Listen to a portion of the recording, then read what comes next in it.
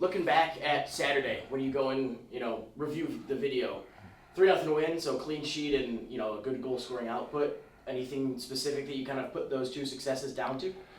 Yeah, I would say looking back on the game again,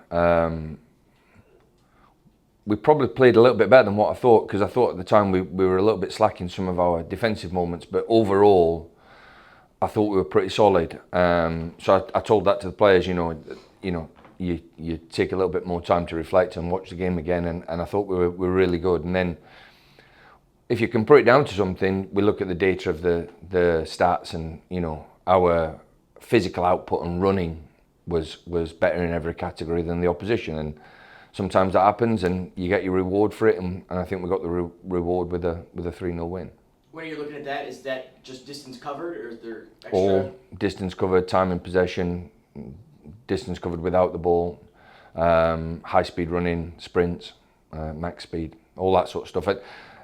And you can get bogged down by data, and we don't have enough of it to say that we're going to live by it. But we can use it as a tool to promote good practice, and that's one of them games where I think we should recognise the fact that when you outrun the opponent, there's a good chance that you might get more opportunities. I think maybe the one downside is Malik had to go off with a little knock. Just any update you can give on him? He's got a slight hamstring strain, so we'll protect him. This week he's been ruled out. And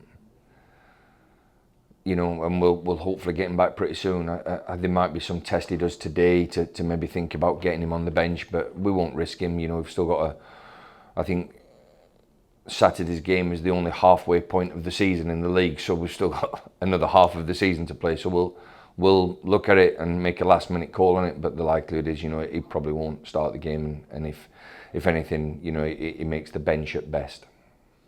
When you look at this weekend's opponent, I guess the first question I'll ask you about them is, obviously they were the ones that knocked us out last year. Is there any sort of thought of kind of revenge on the mind?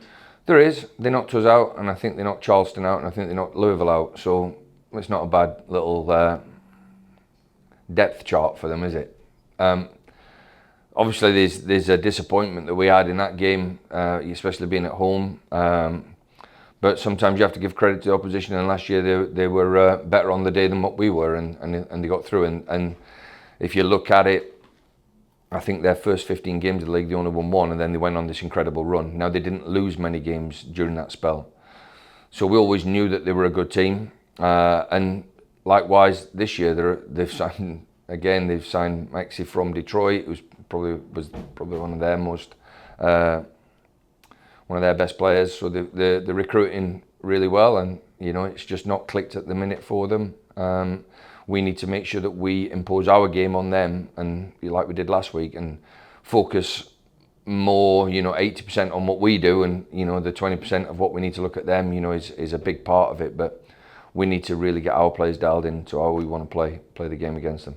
One of the things, just researching them a little bit, is I think they're 5th in the league in shots on target per game, but 3rd from bottom in goals. Is that something where you can look at what other teams have done against them to try to minimize their threats and kind of... Yeah. I mean, you're right. We will look at the scouting, and we watch, the games prior to see what the strengths and weaknesses are. It sounds a little bit like us, so we know that they have got the ability to change and go on a real good run. We've just got to make sure that it's not this weekend.